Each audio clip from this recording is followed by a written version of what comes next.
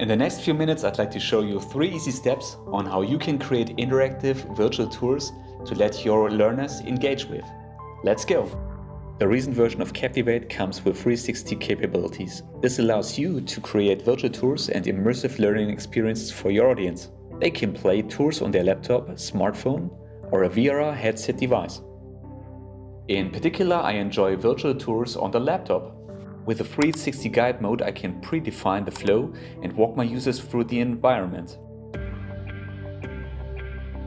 That makes it easier for them to navigate the learning experience.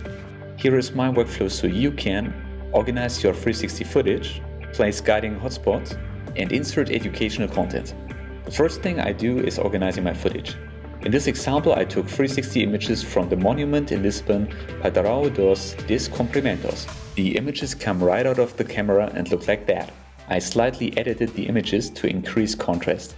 When starting the Captivate project from scratch, there are 2 modes. I can either create a blank eLearning project and insert 360 slides. Here I don't have the possibility to insert quizzes inside the environment though. Alternatively, I create a pure 360 project, which is also the best mode when you want to publish on VR headsets. So here we go.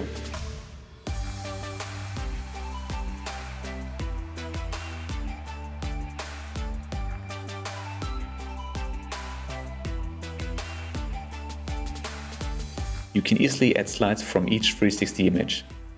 Make sure you create the slides in a logical order so you have an easier life when you connect them to each other. Make your virtual tour interactive with guiding hotspots. They trigger actions when the user clicks on it. For my purpose, I want to show several hotspots in consecutive order on the slide, so clicking the first hotspot will guide to the following.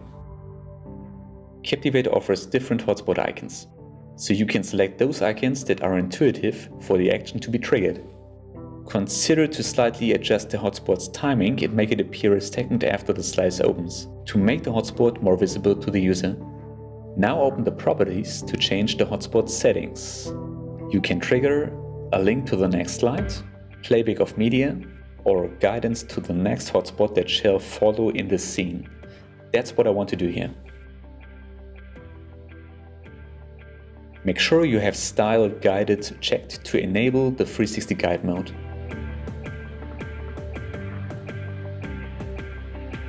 Inserting text fields is fairly easy.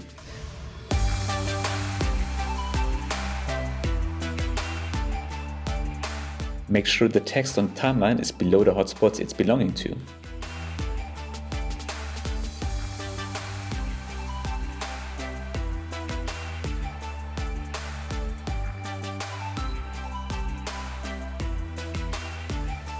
Before we're ready, make sure you set the initial view the user should see when entering the slide.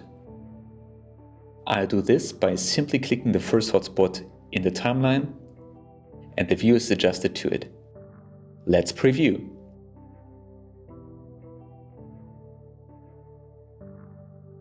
Beautiful.